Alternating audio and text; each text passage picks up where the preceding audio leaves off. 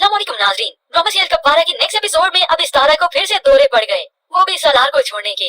ज़ाहिरा बेगम जो कि यहाँ से सालार के वालिदैन से बात करने आती हैं, ये हिम्मत थी तो इनके सामने वो खुद आते, कल की लड़की को क्यों बिठाया प्रेस वालों के सामने। तो ऐसे में इस्तारा को फिर भी अकल नहीं आती, बीच में कूद पड़ी, मैं आपको अदालत में घसीटूंगी। ये सुनकर ज़ाहिरा बेगम तो हक्की बक्की रह जाती है और इस्तारा की ये सारी बातें बिल्कुल भी सालार को अच्छी नहीं लगी। ये तुम बड़ों के मामले में मत बोलो, अपने काम से काम रखो। और इस्तारा की ये बातें सालार को अच्छी नहीं लगती, वो तो यहाँ से ही चला जाता है कि मैं यहाँ पर रहूंगा तो मुझे और गुस्सा आएगा, मगर इतनी आसानी से अपने माँ बाप के रहमो करम पर वो इस्तारा को छोड़ भी नहीं सकता।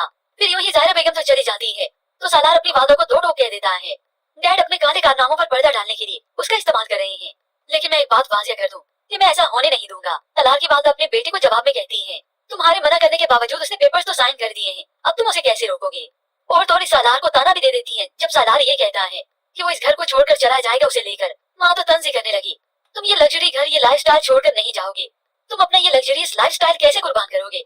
और वो इस्तारा इस घर को छोड़कर कहीं नहीं जाएगी क्योंकि वो तो तुम्हारी दौलत के पीछे है। माँ साहिबा पहुंच गई अपने शोहर को बताने कि इस्तारा ने मेरे बेटे की जिंदगी मुश्किल में डाली हुई है, अपने करतूतों पर गौर फिक्र नहीं करते, अपने घर वालों का गुलाम बनाकर रख दिया उसने। तो सालार के वालिद भी कह देते हैं, अरे उसकी बीवी है, उसकी जिंदगी, वो जैसे चाहे मर्जी रखे। सारा जो कि ये सब बातें सुन लेती है उसकी तो आंखें नम हो गई, क्योंकि सालार के वालिद तो अपने फायदे के लिए नहीं बोल रहे कि इस्तारा मेरे काम आएगी बड़ी। किचन में ठहरी हुई इस्तारा अचानक से सुनने लगी ये सब कुछ। अब इस्तारा नम आंखों के साथ मुंह फुलाए हुए अपने कमरे में बैठी है।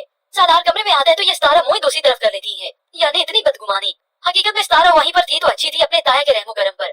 यहाँ पर यही सालार उसकी फैमिली की मदद कर रहा है, उसे प्रोटेक्ट करता है हर सूरत हाल में। मगर ये इस्तारा तो किसी भी तरह से खुश ही नहीं होती। अब तो उसे समझ ही लेना चाहिए कि उसके वालिदैन चाहते क्या है, मगर सालार फिर भी इस वक्त में उसे तसल्ली देता है।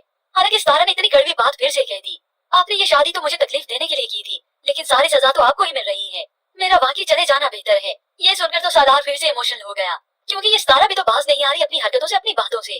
तो तब भी सालार उसे तसल्ली देता है, मैं हमेशा से तुम्हारी तरफ हूँ, तुम्हारे साथ हूँ। तो सारा भी बात गिनवाई देती है, तभी तो आपने कहा था कि मेरे बुलाने पर नहीं आएंगे।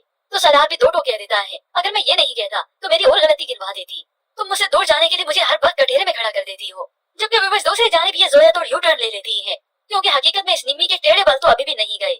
मगर यहाँ पर जोया अपने ससुराल वालों के सामने अच्छी बन जाती है, क्योंकि वहाँ पर कासिम ने खुद को चोट लगाकर निम्मी का नाम ही ले लिया। तो दादी अब निम्मी की माँ को बुला रही है, तो इधर जोया सबको तसल्ली देती है कि निम्मी की जो भी गलती हो, लेकिन इस तरह से दादी बुलाकर इंसल्ट नहीं कर सकती अम्मी की। हम सबको साथ जाना चाहिए ताकि उन्हें लगे कि हमने निम्मी को अकेला नहीं किया, हम सब उसके साथ हैं और हमने बसने के लिए उसे छोड़ा है। सभी इस बात पर एग्री होते हैं। अब जब एग्री होंगे वहाँ पर सभी मिलकर जाएंगे तो ये कासिम अपना असल खेल खेलेगा, इस निम्मी के सामने ऐसा डर कर रहेगा कि देखे इसने मुझे मारा है, और मोहब्बत के राग अलग से गाएगा। यूं निम्मी को सभी के सामने ही जलील और रुस्वा करके रख देगा कि इसका वाकई में दिमागी तवाज़ुन बिल्कुल भी दुरुस्त नहीं।